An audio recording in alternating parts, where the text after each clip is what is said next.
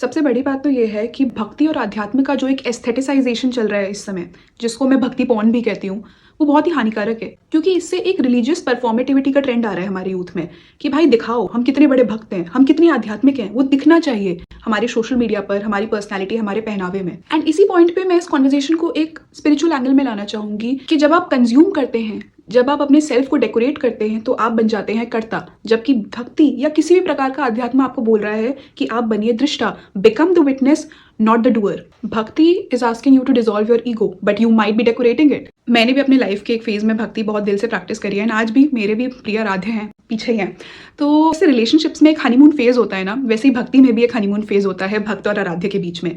पहला आकर्षण, पहली जो खींच आती है ना, वो आराध्य की तरफ से आती है थ्रू सम किसी टाइप की घटना या एक्सपीरियंस या जो भी है। And you can effortlessly connect with the divine in this span of your relationship with God. But as soon as the honeymoon phase of bhakti is over, अब भक्त को श्रम करना है आराध्य से जुड़ने के लिए।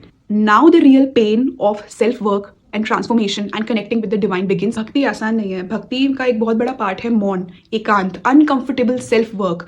बट जहां भजन क्लबिंग शायद आपको एक हनीमून फेज में इनिशिएट करवा दे भक्ति के, बट उसका जो स्टिमुलेशन एंड इमोशनल हाई है, that is not the truth of what भक्ति is. Just like Raman Maharshi said that noise may excite the mind, but it is silence that reveals it. So there is nothing wrong with bhajan clubbing. It's all that जब आप भजन clubbing जैसे events करो, then ask yourself, does it make you crave silence and absorption afterwards? तुमसे भक्ति केवल भीड़ में होती है या अकेले भी होती है? ऐसे इवेंट्स में जाकर आप अपने अहंकार को क्षीण कर रहे हैं, उसे वीक कर रहे हैं, या फिर उसको और डेकोरेट कर रहे हैं, अपनी ईगो को और चतुर बना रहे हैं। तो in an essence I feel that bhajan clubbing and spiritual capitalism might be a gateway to spirituality.